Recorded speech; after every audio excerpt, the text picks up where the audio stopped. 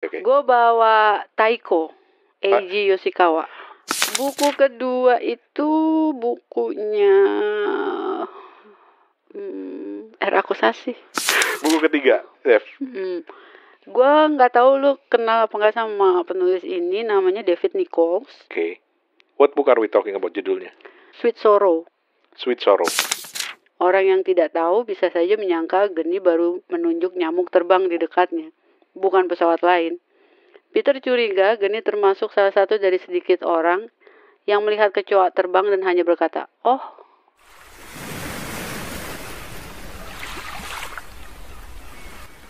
Teman-teman, kita ketemu lagi di Terdampar. Terdampar ini adalah salah satu episode dari podcast Kepo Buku yang niatnya baik kok, mendamparkan orang gitu. Kesannya kok serem banget gitu loh. Tapi kita ingin tahu lebih banyak sebenarnya tentang buku-buku favorit tamu-tamu kita dan bagaimana dampaknya terhadap profesi mereka, kehidupan mereka, relasi mereka dengan orang-orang dan lain sebagainya. Pokoknya kita mau bercerita bagaimana buku itu punya pengaruh terhadap pribadi seseorang. Begitu, kurang lebih seperti itu sih. Cuma biar ciri khasnya Kepo Buku kan kita nggak mau bahas yang berkerut-kerut gitu, yang ribet-ribet sampai dahi berkerut segala macam. Jadi kita bikin permainan. Jadi kita anggap bahwa tamu kita setiap yang datang di segmen Terdampar ini akan kita damparkan di sebuah pulau terpencil, dan mereka hanya bisa membawa 3 buah buku, entah dari koleksi mereka, entah buku yang belum dibaca, atau buku-buku lain, pokoknya bebas. Dan nanti bonusnya adalah 1 buah lagu gitu. Nah, tamu gua kali ini adalah seorang penulis.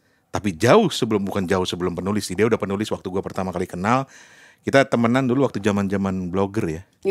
Udah tua banget ya. Devina Mariskova, selamat datang. Terima kasih. Sudah siap didamparkan? Gue masih overthinking. Berapa hari gue? So, waktu kita briefing. Ini tamu terdampar pertama yang super overthinking. Jadi waktu kita briefing dia nanya malah, didamparnya berapa lama terdamparnya? Apalagi tadi berapa orang? Bawa apa aja orang? Bawa apa aja? Nggak usah dipikir. Itu terdampar ini cuma sarananya gitu. Tapi ya maklum lah, namanya penulis dia. Kita akan ngobrol nanti untuk lihat bagaimana bahkan untuk risetnya aja super ribet kalau menurut gue ya. Tapi nanti kita akan ngobrol ya. Gue pertama kali berkenalan dengan Devina itu lewat novelnya Tokyo to Love. Kebetulan kita sama-sama pernah tinggal di Jepang, dan gue suka novel itu karena mengingatkan gue banyak pada suasana Jepang. Dia menggambarnya dengan bagus banget. Iya. Apa kabar siapa? Nina ya? Nina tokoh utamanya sekarang. Udah kira-kira kalau ada sequelnya Nina sekarang udah di mana ya? Balik ke Indonesia apa masih di Jepang? Enggak sih, gue nggak punya alasan yang cukup buat untuk mulangin dia ke Indonesia. Oh gitu ya. Jadi kayaknya gambaran pribadi ya, selalu mau di Jepang ya. Lu dulu di daerah Honjo ya? Gue di Honjo, di Saitama Prefecture itu kan. Tapi kotanya Honjo, gue jauh gue. Di kampung lu ya. Orang kampung ya. Maaf, kita mah orang kota kita. Tapi oke, Devina selamat datang. Devina ini adalah seorang penulis dan dia baru-baru ini mengeluarkan buku setelah 10 tahun. 10 tahun ini gue ngomongnya pelan-pelan aja ya. Setelah 10 tahun. Dan bukunya itu yang pertama adalah Broken Clouds. Nanti kita obrolin ini. Selain juga nanti kita tanya buku-buku yang membuat dia terdampar. Dan yang satu lagi ini baru The Same Sky. Cepet banget jarak dari ini ke ini. Sementara dari buku sebelumnya ke yang ini 10 tahun. Iya. Kenapa tiba-tiba lu kangen nulis lagi apa gimana? Atau selama ini lu writer's block selama 10 tahun atau gimana sih?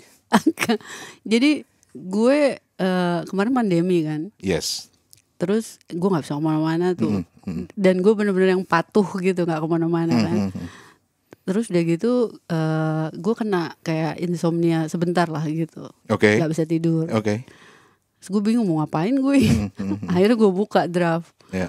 Gue buka segala riset gue yang dulu, gue tambahin riset macam-macam. Jadilah buku Broken Clouds itu. Terus gue pikir waktu itu gue cuma mau nulis 1 buku, karena gue tuh gak pernah mau nulis sequel. Gue kayak yang udahlah selesai gitu. Traumanya udah selesai gitu. Tapi waktu gue nulis buku pertama terus selesai itu kok kayak ceritanya nggak selesai nih gitu. Ya udah gue lanjutin. Udah buku pertamanya gue Wait. kasih ke editor. Jadi setelah Broken Clouds ini selesai, gue langsung nulis yang kedua. from scratch. Yes. From scratch. Iya. Berapa lama? Sebulan, 4 2 bulan? bulan kali ya. Gila. Sementara Broken Clouds sudah lama kan draftnya kan? Iya, dia udah lama. Jadi bibitnya itu yang ketulis di, jadi gue punya kayak notebook lah, jurnal gitu ya. Iya. Pertama kali itu emang kayak 2000 berapa ya, ya 10-11 tahun lah baru tuh nama itu tuh keluar tuh karakter.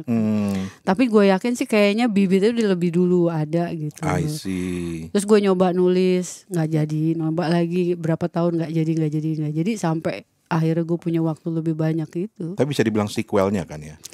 Iya sih kan.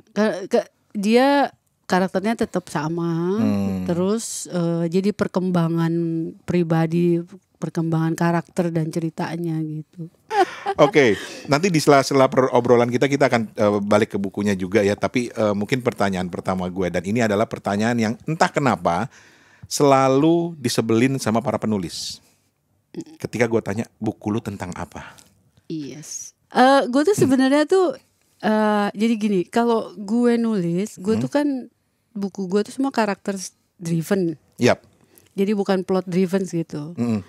Nah, pertama kali yang muncul tuh justru bukan plotnya. Jadi berbelas tahun, 11 tahun yang lalu tuh yang pertama kali muncul adalah nama Wisanggeni. Yang gue tahu dia harus berumur 27 tahun sampai 35-an lah ya, nggak boleh lebih dari itu. Dan dia harus pilot, tapi waktu itu gue belum tahu pilot apa. Jadi lu punya tokoh, usia dan profesinya udah ada. Udah ada, itu Tapi muncul. plot ceritanya belum ada. Belum ada. Yang gue tahu adalah dia punya sesuatu yang belum selesai gitu. Gokil. Dan yang belum selesainya itu yang buat yang lama gitu buat gue untuk nemuin apa gitu. Terus waktu gue mulai ngeriset lagi, terus gue mulai ngedraft awal-awalnya tuh kan, karena dia pilot gue jadi harus banyak ngeriset tentang penerbangan kan, aviasi. Terus tadi gue mau kasih dia jadi pilot penerbang pesawat komersil lah yang gede-gede gitu kan. Kayak nggak mau gitu dia, mentok. Ini kayaknya cuma penulis yang bisa paham nih. Jadi karena gini, di episode terdampar 2 episode sebelumnya kan gue juga ngobrol sama Mas Wicak gitu kan, dan gue tanya kan, apakah lu tipe orang yang memang membiarkan tokoh-tokoh lu itu berkembang gitu loh. Lu termasuk yang seperti itu ya? Iya, justru mereka itu yang ngambil alih plotnya. Jadi lu cuma tukang nulis doang gitu, kasarnya gitu ya? Kayak gitu. Jadi Gokil. kayaknya gue kok kayak berasa kayak gue ini ya, kena cenayang gitu. Tapi menarik loh, karena gue sering dengar ada model-model penulis seperti itu. Mungkin karena itu susah ditanya kalau ini tentang apa ya. Tapi oke lah, kita mulai dari sosok si Wisanggeni atau Geni ya. Geni, ya. Geni. Namanya keren banget sih. Lu udah dapetnya udah lama ya nama ini ya? Udah lama. Gokil. Oke. Nah, si Wisanggeni adalah seorang pilot gitu kan. Ceritanya gitu kan. Ada sesuatu yang belum selesai dalam hidup dia, gitu kan. Dan kemudian ada sosok lain yang namanya Riani. Riani ini dulu pernah satu sekolah sama adik kelas. Bukan pacaran kan? Enggak. Nah, pernah satu sekolah gitu ya. Masuk dalam kehidupan dia. Jadi seputar itu ya sebenarnya ceritanya ya. Iya. Jadi ya begitu. Jadi gue melihat karakter ini modelnya tuh yang kalau lo ada flight atau fight, dia milihnya flight terus gitu. Kabur terus gitu kan. Dia kabur lah, dia ke Australia, dia ke Sydney, ke Melbourne, ke Kalimantan gitu, terus balik ke terakhir kan ke Kupang gitu kan. Kupang. Karena dia pikir udah itu udah selesai, gue nggak mau ngurusin lagi gitu. Dia pikir dia udah aman gitu. Tapi di gue tuh mau cerita bahwa lu tuh harus nyelesain dulu yang jadi seolah-olah lo bilang sama si Geni, lu harus kelarin dulu masalah lo gitu. Gak bisa lu mau terbang kemanapun gitu, lu harus. Dan masalah itu dulu. Ada hubungan dengan si Riani ini. Ada hubungan sama Riani, ada hubungan sama keluarganya gitu. Dan itu yang muncul sih. Tapi sebenarnya hubungan sama keluarganya tuh belakangan gitu muncul. Karena gue ngomongin soal profesi dia jadi penerbang, terus dia kayak ini gue melakukan ini tuh karena ada ininya loh gitu. Jadi mundur. Oh, gue menemukan akar masalahnya. Gue jadi kayak apa? Itu. Jadi jalan cerita itu sebenarnya lebih kepada ya perjalanan dia untuk menyelesaikan masalahnya itu juga. Ini yang gue tangkap ya. Gue belum baca yang kedua, tapi looking forward to gitu ya. Kemudian juga di seputar kehidupan dia sebagai seorang pilot, lengkap dengan segala. Gila, detailnya gokil banget. Gue sampai bilang kayaknya Devina nggak pernah, yang gue tahu nggak pernah punya pengalaman jadi pilot deh gitu. Nanti gue akan minta cerita lu cerita ini di bagian berikutnya karena riset itu penting gitu. Tapi satu hal yang gue dapat pelajaran ya teman-teman ya yang dengerin Kepo Buku, bahwa ada ya penulis seperti itu, dalam artian karena Mas Wicak kemarin cerita begini, ketika buku gue selesai, gue meletakkan titik di situ. Besoknya tuh gue bangun pagi dan bilang, gue kangen lo sama tokoh gue katanya. Oh iya. Gitu ya? Iya. Lu kangen sama Geni lagi gitu ya? Oh iya. Ya, apalagi udah berapa tahun kan ya gue nulis dia gitu kan. Udah berapa, istilahnya lu udah berapa tahun kenal gitu kenal ya? Kenal dia gitu. Jadi begitu selesai terus gue yang gini, gue mau ngapain sekarang? Dan apa mau gue tulis lagi gitu? Ya itu kayak enggak lah, kalau gue nulis lagi kayak enggak deh, gue udah nggak sanggup lagi nulis. Tapi jadi itu. Makanya terus, ini terus abis ini ada lagi nggak? Pertanyaan abis ini tuh selalu ada lagi nggak gitu. Geni, kayaknya lu dipaksa lo sama Geni lu untuk nerusin sih. Sampai yang ini ya. Yang berikutnya nanti jangan-jangan Riani lagi. Tunggu, karena ini kan dari sudut pandangnya Riani ya. Iya, banyak kan. Oke. Wah, ini menarik nih. Ada sisi sudut pandang lain. Tapi oke, itu teman-teman. Jadi Broken Clouds, kisah Kapten Geni, Wisanggeni, seorang pilot, kemudian bagaimana dia menyelesaikan berbagai macam masalah dalam hidupnya yang belum tuntas, terus muncullah sosok tokoh lain, dan di seputar itu buat gue yang gue suka itu adalah detail-detail kehidupan dia sebagai pilot. Setahu gue Broken Clouds ini juga istilah aviasi kan? Iya, betul. Iya kan? Oke, itu nanti akan gue tanyakan kenapa lu sampai bisa ke situ, terus kemudian setting tempat daerahnya itu menarik banget, dan sampai gue bisa menggambarkan sosok Geni itu kayak apa ya kira-kira ya. Mungkin gue punya temen yang yang profilnya mirip. Gue langsung membayangkan seperti itu gitu. Tapi itu nanti, karena kita akan sekarang masuk ke buku pertama. Jadi udah tahu ya aturan mainnya ya. Kita sekarang mau damparin lu, dan nggak usah banyak nanya ya. Pokoknya itu anggap aja itu pulau terpencil lu sendiri. Dan lu boleh membawa 3 buah buku. Karena gue di episode sebelumnya gue bilang lu hanya boleh menyelamatkan 3 buah buku. Terus ada yang bilang serem amat kesannya kita terdampar tenggelam gitu dan buku gue ngapung di lautan gitu. Enggak. Oke. Lu udah sadar lu akan didamparkan, makanya lu harus membawa 3 buah buku dari koleksi lu. Buku yang pertama akan kita bahas sebentar lagi. Oke, kita sekarang kembali ke Devina Mariskova. Gue mau nanya dulu, itu nama beneran gak sih? Atau nama panggung? Gue dari dulu loh, kita udah kenal lama tapi gue nggak pernah nanya ini loh. Nama asli gue itu. Serius? Ada KTP. Lu lahir di Australia, di Rusia atau gimana? Enggak, bokap gue tuh di AU kan.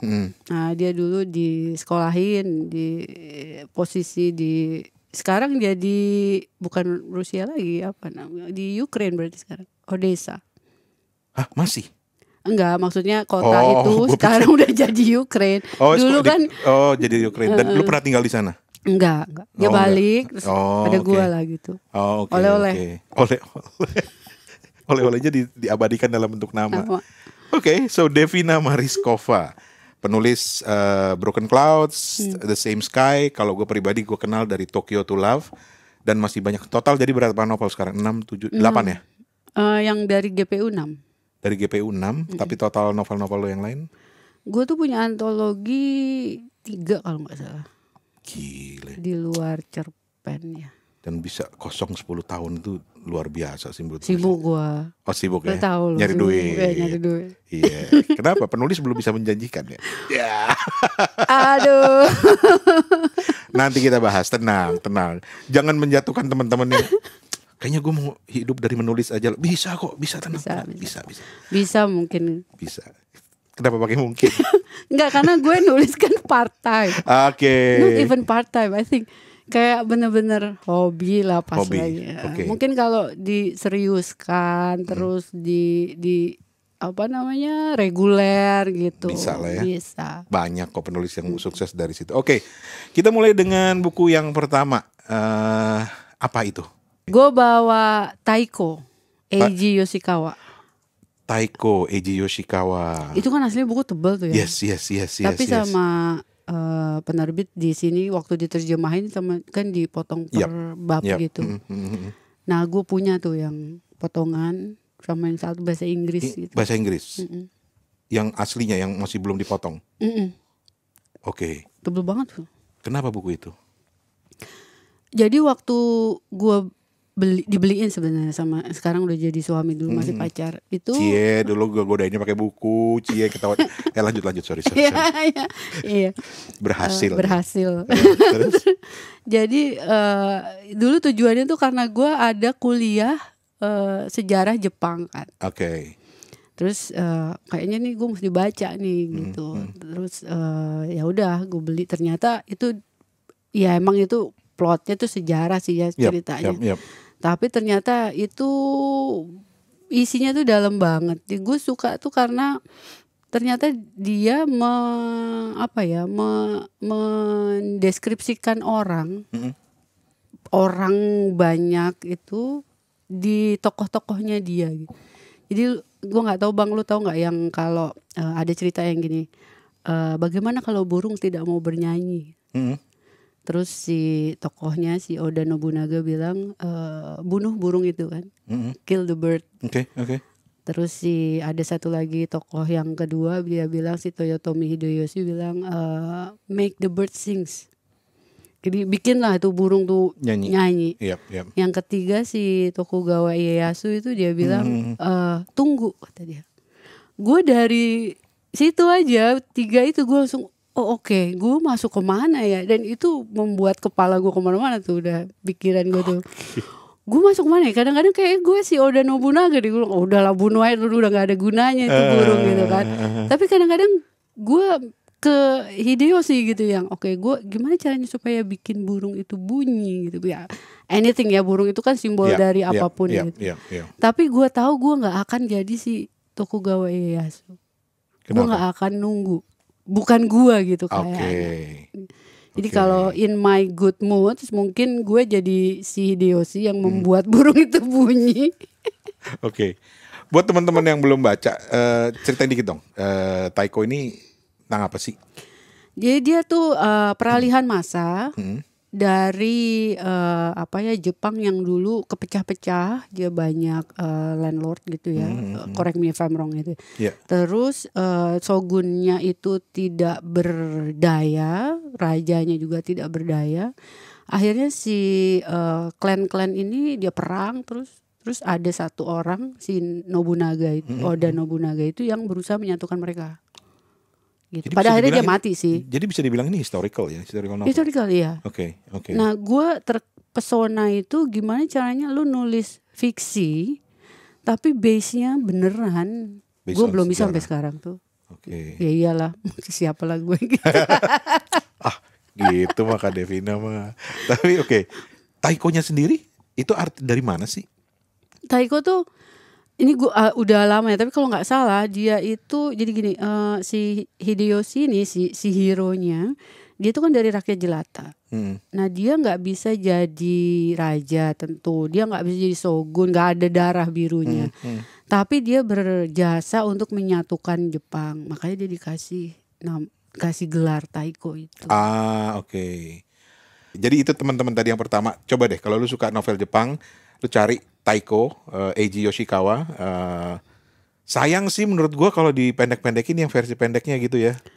Iya emang berat banget sih. Berat banget gitu ya.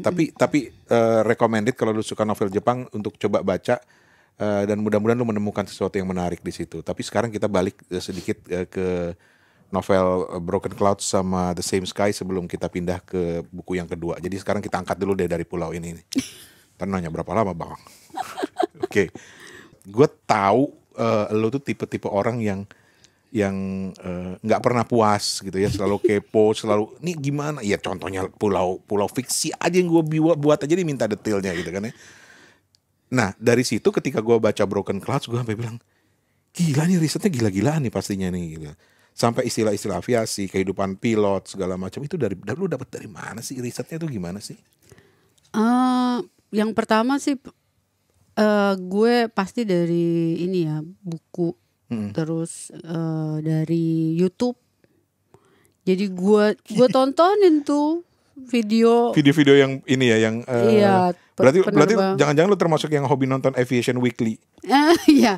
Iya juga, kecuali yang apa tuh namanya, yang investigasi pesawat jatuh itu gue nggak pernah nonton itu. Yang MH370. Iya. Jadi gue liatin kadang-kadang tuh saking apa ya, terhanyut kali, nggak apalah namanya. Jadi dia lagi take off. Ada juga sih, gue bingung juga tuh pilot yang sampai videoin segitu lama kan, dia take off, terus dia landing, terus di atas apa gitu. Terus udah gitu riset gue makin ngerucut ke penerbangan pesawat kecil. Ya. Terus sampai ke perintis tuh, waktu itu ada film dokumenter BBC. Ya. Dangerous Place to be a Pilot. Oke, ya. Salah satunya kan kalau nggak salah ada yang di Papua ya. Justru di Papua dia fokusnya. Jadi ada yang ada airstripnya tuh kecil banget. Kecil dan segala macam itu. Terus gue pantengin itu seri tuh, terus gue ulang-ulang. Nah tapi kan gue butuh narsum ya. Jadi gue kontak lah sama si Ragil tuh. Oke, Ragil tuh salah satu teman kita. Dia pernah sekolah pilot. Gitu. Kalau ketemu gue bilang, kapan lu jadi pilotnya gitu. Gak gitu, canda Gil. Oke, terus. Nah gue minta dikenalin lah sama temennya dia yang pilot. Jadi gue nemu ada Kapten Iwan. Gak nemu, dia yang ngasih ke gue. Kapten Iwan sama Kapten Rafael ya, berdua itu. Kapten Iwan sekarang udah di pesawat komersil besar dan gak di Indonesia lagi. Nah lucunya gini, waktu gue mulai wawancara dia tuh, dia masih di Indonesia. Oke. Buku gue keluar dia udah gak di Indonesia. Terus ada Kapten Rafael. Kalau Kapten Rafael tuh lebih beragam dia, ininya nerbangin pesawatnya. Terus ya itu gue udah gitu gue mulai baca kontur ininya si NTT kan ya. Daerah seperti apa, musim di sana seperti apa, terus ada itu informasi banyak sebenarnya itu di online tuh. Kapan itu jam-jam berbahaya, terus kalau landing di sini karakter seperti apa, kalau landing di situ seperti apa gitu. Wow. It was fun actually. Apa sih yang lu tanyain waktu lu interview pilot-pilot ini gitu? Nggak, dalam artian gini. Lu ingin tahu kehidupan mereka atau emang lu udah ada konteks yang akan lu sedang siapkan dalam novel itu baru lu tanya ke dia atau gimana sih? Sambil jalan sih ya, setengah-setengah. Jadi tapi kadang ada yang misalnya yang gue bayangin itu seperti ini, ternyata begitu gue tanya beda gitu. Atau ada yang gue nggak kepikir, terus pas gue tanya, oh ini harusnya begini gitu. Oh ya. Tapi gue juga nyadar sih ya, selengkap-lengkapnya gue riset pasti adalah gue salahnya karena gue nggak pernah jadi pilot gitu. Terus mereka yang ngasih tahu, jadi ini alatnya seperti ini loh gitu. Terus gue baca lagi nih peta, kalau peta tuh peta di dashboardnya gimana, gambar apa, warnanya apa. Sampai sedetail itu lu nanyanya. Iya, kadang-kadang gue bisa bilang ya hampir 80% lebih kali itu nggak kepake di buku ini. Oke. Tapi itu membuat gue bisa nulis dengan bebas gitu, nggak takut kalau gue salah gitu. Broken Clouds ini sendiri? Artinya? Jadi karena yang gue tahu ini istilah aviasi. Iya. Jadi itu sebenarnya istilah teknis. Kalau awan itu berapa persen, misalnya dari sekian persen sampai 60% dia nutup, itu terus ada lagi yang dari berapa persen sampai berapa persen tuh dia lebih renggang gitu. lebih aman buat terbang gitu. Kan kalau gue Oke, kondisi langit. kondisi langit awannya pada ya, saat oke. awan nutup full, awan cuma 20%, 40%, 60% gitu. Nah, kalau yang broken clouds itu kan dia udah mulai renggang Iya, gitu. Matahari bisa masuk. Kan rasanya lebih enak di bawah gitu Iya, kalau ada. Dan itu jadi kayak penggambaran ini juga ya, cerita juga ya. Iya. Dia Wah, kayak gila. ternyata hidup gua tuh nggak mendung-mendung amat gitu. Ada Gokil. mataharinya gitu. Kapten Geni ini emang ini sih, kalau menurut gambaran gue ya, Kapten Geni ini orangnya galau sih. Iya gak sih? Dia galauan gitu. Galauan. Dan suka ada kesan kadang-kadang dia pengen lari dari kenyataan gitu kan ya. Iya. Sehingga dia apa namanya? Mencoba menyibukkan diri. Tapi gue nggak mau cerita lebih banyak. Gue nggak mau Devina juga cerita lebih banyak karena sayang spoiler gitu ya. Tapi lu harus baca apalagi kalau lu berminat dengan dunia aviasi. Dan gue teringat pada satu novel juga yang pakai istilah penerbangan, Critical 11. Iya, itu juga. Iya, ayo siapa yang dulu dapat namanya? Ayo. Iya, Mbak Ika ya. Mbak Ika Natasha. Itu kan Critical 11 itu kan istilahnya kayak ketika pesawat lepas landas itu kan ada Dangerous 11 moments, menit ya. yang masa-masa yang Kritis. yang itulah alasan kenapa lu wajib pakai seat belt, guys, gitu loh. Oke. Nah, kita akan ngobrol lebih jauh lagi nanti kenapa ada Riani, kemudian juga konteksnya The Same Sky, dan pastinya buku yang kedua. Gua kok lagi nebak-nebak nih, jangan-jangan buku Jepang lagi atau gimana, tapi nanti kita tungguin ya. Kita kembali sebentar lagi masih di Terdampar.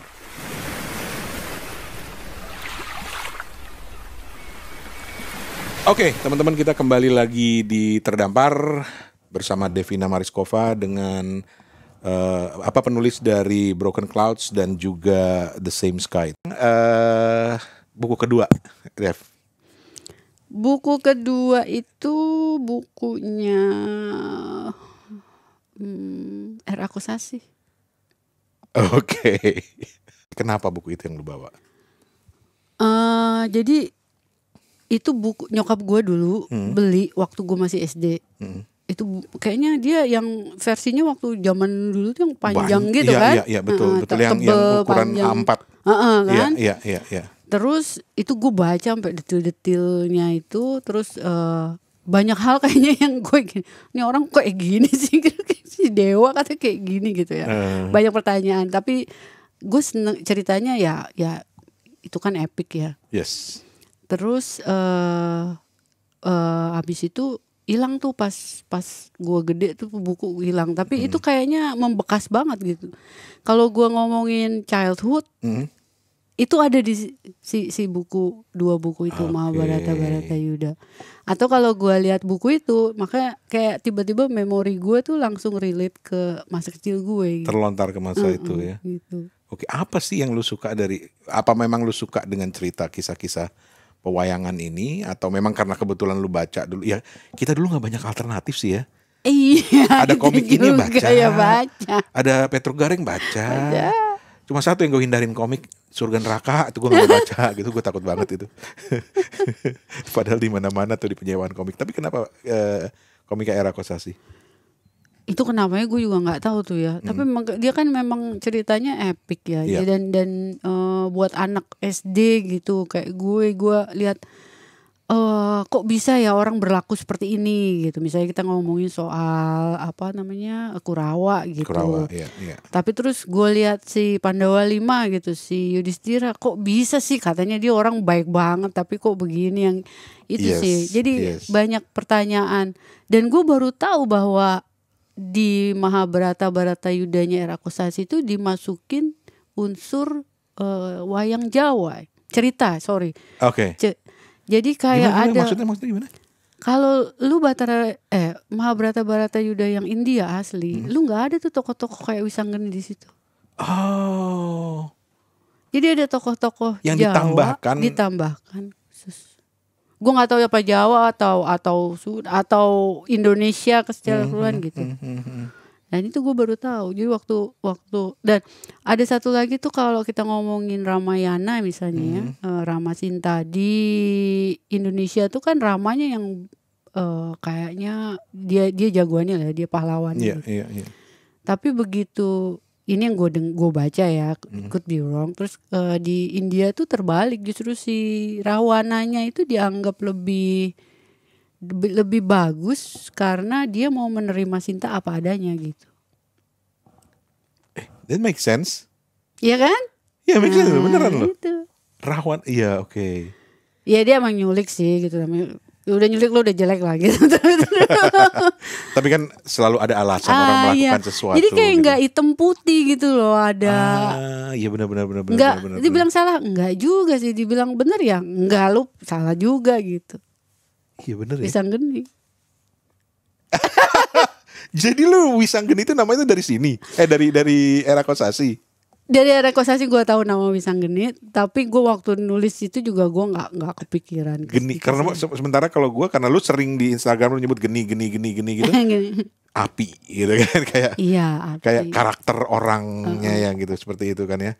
Tapi ya Api si Kapten Geni mah kebalikannya kan? Iya, dia bukan api dia. Iya, itu juga yang gue membuat dia itu harusnya seperti api, tapi dia justru berkebalikannya dari api gitu.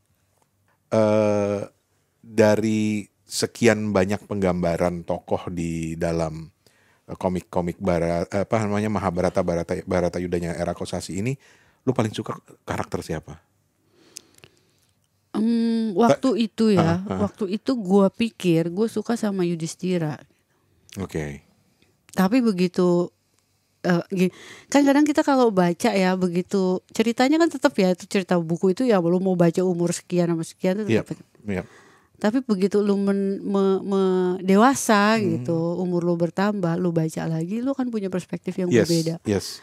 Gue justru sekarang lebih respect sama Bima. Oke. Dia tulus gitu ya.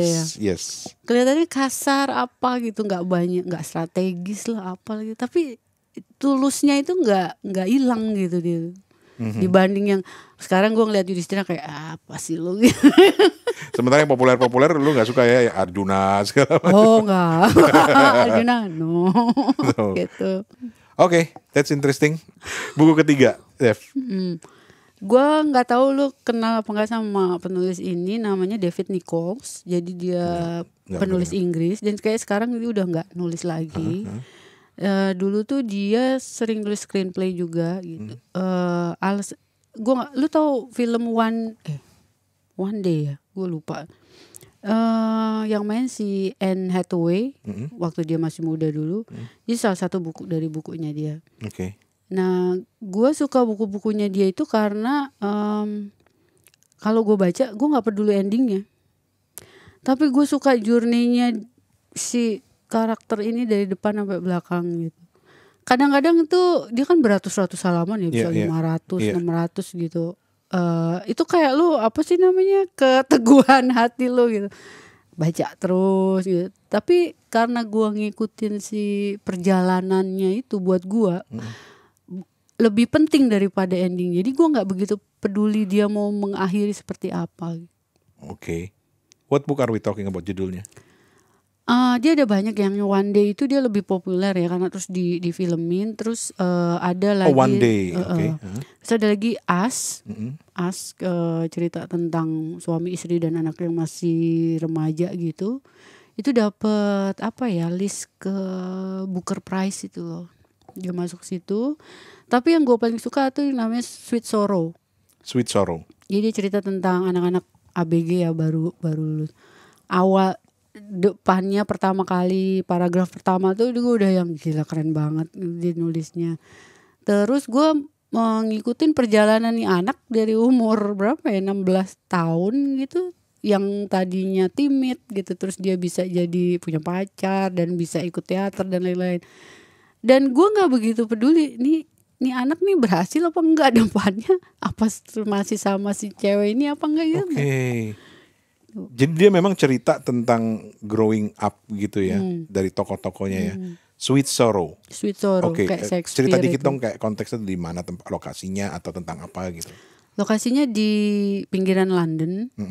Jadi dia itu anak yang merasa dirinya tuh dia kepinginnya tuh nggak kelihatan gitu, maksudnya gue invisible aja, gue nggak ikut-ikutan macem-macem Oke, temen-temen oke, gue gitu. oke. Jadi nggak merasa populer, nggak merasa punya talent apapun gitu. Lu kebayang nggak nulis karakter yang nggak ada apa-apanya gitu kan? Menurut dia Iya. nggak punya talent, nggak ganteng, nggak Oke, kaya oke. apa segala, tapi bisa menarik. Terus dia cerita dia nggak sengaja ke Geret ikut masuk teater gitu. Terus di dalam teater ini dia ketemu sama temennya yang lain-lain yang kalau di hari biasa mungkin dia nggak mau lah temenan sama mereka gitu. Terus dia kayak ada pertumbuhan karakter gitu. Terus habis itu dia selesai sekolah, terus nggak bisa langsung kerja, terus dia harus ngambil part time di sana sini dan lain-lain. Itu sebenarnya ceritanya. Dan lu suka mengikuti perkembangan itu ketimbang ceritanya ya? Iya, menurut gue itu keahlian si penulis sih yang membuat gue tetap di situ. Membuat lu betah. Sorry, siapa tadi nama penulisnya? David Nichols. David Nichols. Lu nggak pengen bikin novel tentang orang yang baru memorinya baru beberapa menit yang lalu hilang? Udah lupa lagi. David Nichols. Oke. Nanti David. gue lu jadi narsum. Boleh. Gue tuh gitu loh. Kita baru ngobrol sesuatu terus gue udah inget. Tadi apa judulnya? Gitu. Sweet Sorrow gitu. Lu tanya gue sekarang buku yang kedua lu apa? Gue juga lagi mikir nih apa tadi?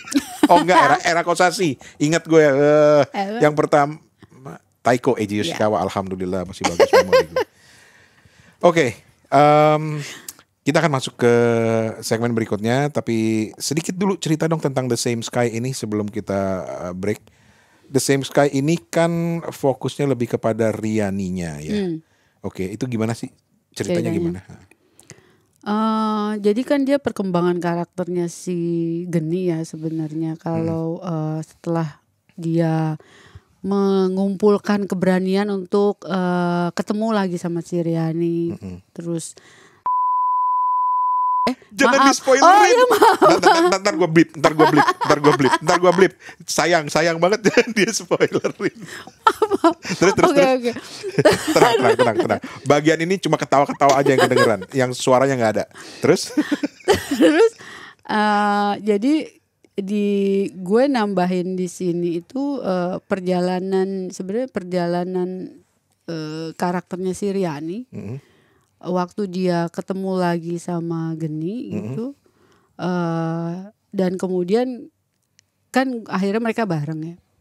Gue mau ngasih lihat bahwa hidup itu nggak salah, nggak bener gitu. Oke. Dari kisahnya mereka lah. Jadi di mereka ada beberapa konflik dan lain-lain gitu. Gue kepingin bisa ngasih lihat ke pembaca bahwa kadang lu bisa bener, kadang lu bisa salah. Jadi gue nggak mau ada karakter hitam banget, putih banget. Pengaruh era Kosasi, saudara-saudara. Langsung ketebak. Iya memang sih hidup nggak selalu hitam putih sih ya. Iya, ya, kadang-kadang kita tuh sebagai pembaca tuh kepengennya dimanjain gitu kan. Yes. Gue kepengen tahu moral of the story-nya tuh pokoknya si jagoan nih jagoan mulu gitu. Si penjahat tuh pasti salah melulu gitu. Nah gue kepingin yang baca tuh sama seperti gue waktu nulis. Gue nggak bisa bilang lu jahat kok gitu. Gue nggak bisa bilang lu baik juga gitu. Should I be expecting a happy ending di sini? Oke. Langsung kebayang. Oke. Blip. Tapi teman-teman itu dia. Jadi Broken Clouds, The Same Sky, dan gue punya satu kebiasaan ketika gue ngundang penulis, gue akan minta dia untuk membacakan. Karena bukan apa-apa kayak Mas Wicak kemarin kayaknya pressure banget disuruh bacain novelnya doang. Tapi gue cuma pengen dapat taste gaya tulisannya, style bertuturnya kayak gitu loh yang ingin gue dapatkan, dan rasanya nggak ada orang yang lebih tepat untuk melakukan itu selain penulisnya sendiri, karena pasti lu bernarasi kan di kepala lu ketika lu nulis itu kan pasti gitu. Tapi tenang, masih ada waktu untuk tarik nafas. Kita break dulu. Gue sekarang mau ngajak dia untuk membahas bonus lagu, karena gue melihat kayak bahwa kita juga bisa melihat karakter seseorang dari lagu yang dia pilih. Lagu apakah itu? Gue bisa nebak sih kayaknya sesuai dengan umur juga. Tapi nanti ya. Kita akan break sebentar.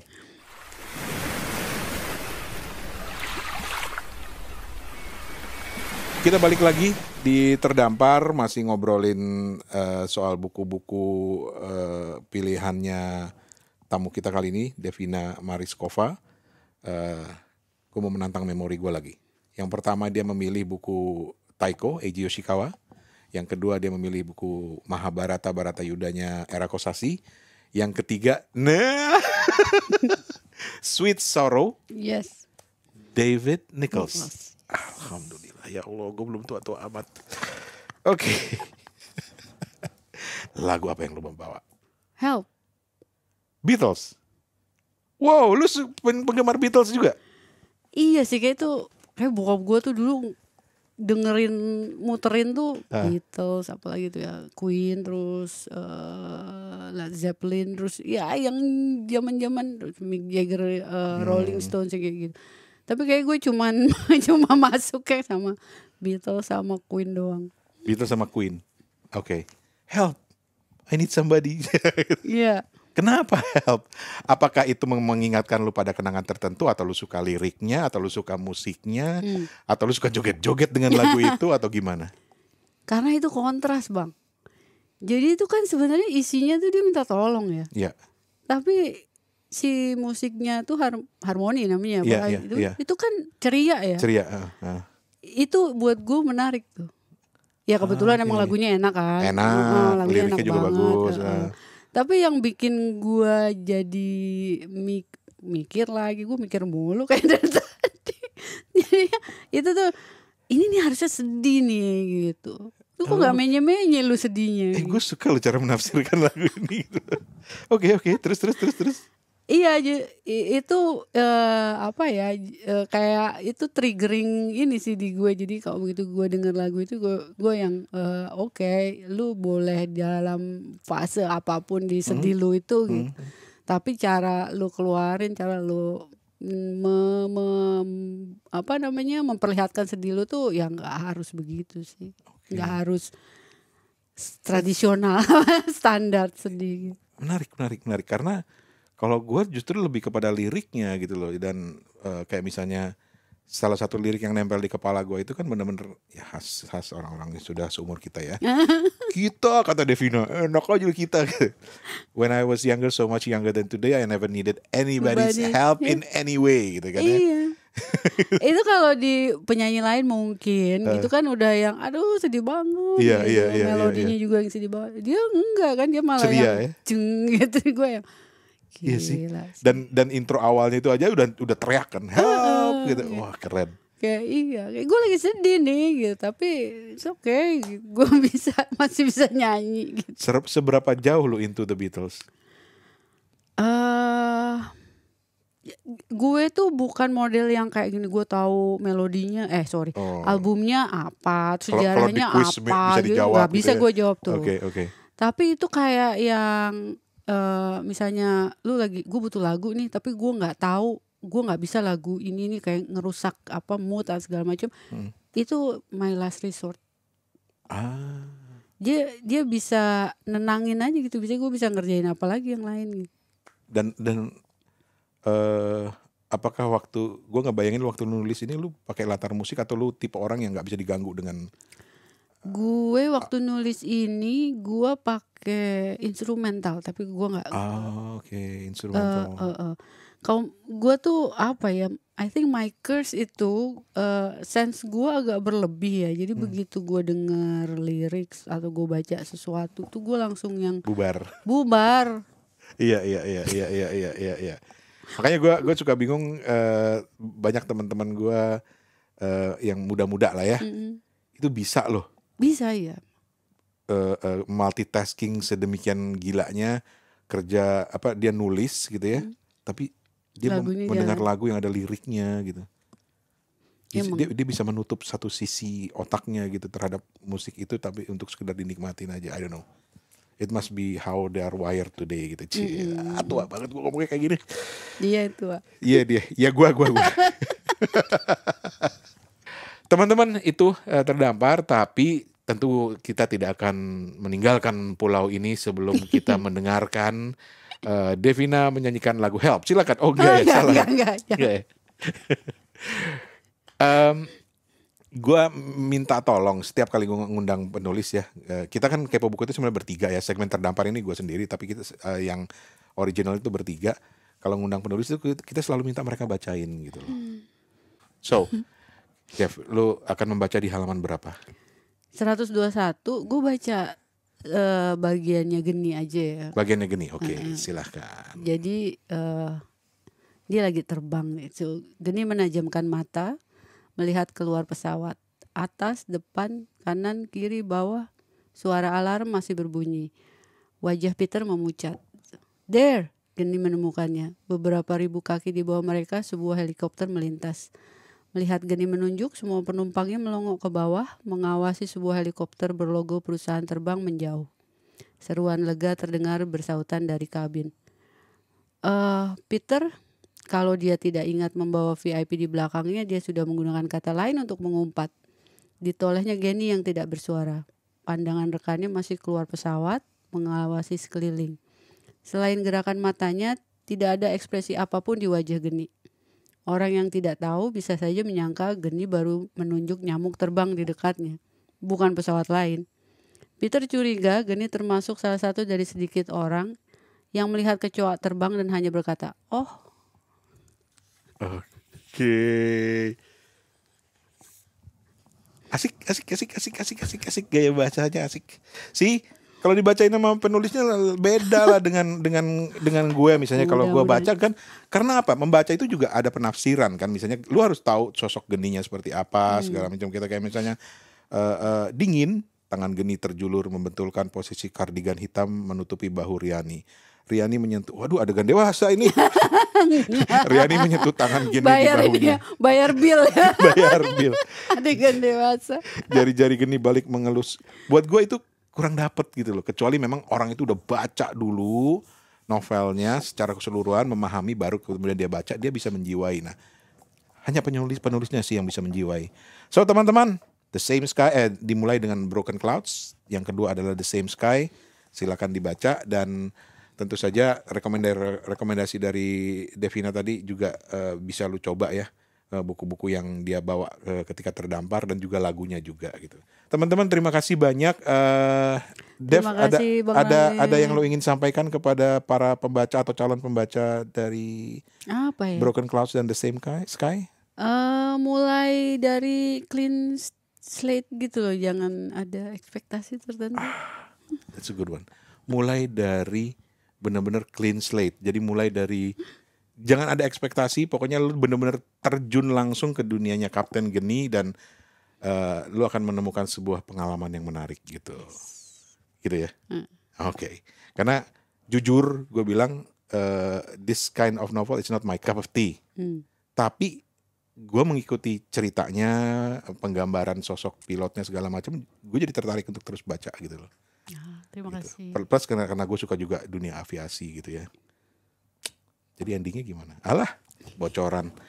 So, Dev, thank you banget. Terima kasih Bang Sukses. Sama udah diundang. Sequelnya The Same Sky ditunggu ya. Thank you teman-teman. Dan terus dengerin Kepo Buku. Dan kalau lo mau kontak, seperti biasa, email kita adalah timkepobuku@gmail.com atau ke 087878505012. Dan kalau lo mau kepoin Instagramnya Devina Mariskova di lock gak sih Instagram lo? Enggak, tapi gue lupa namanya. Idih. Ntar lo gue cari. Sayang amat. Gimana sih kok bisa lupa lo? Tadi yang pasti ada Mariskovanya sih. D Mariskova. Nah, tuh. Lu ketahuan nih bukan anak media sosial nih. Gimana sih? Gimana ya? D Mariskova. Oke. Thank you dan sukses. Thank you banget. Thank you banget. Terima kasih.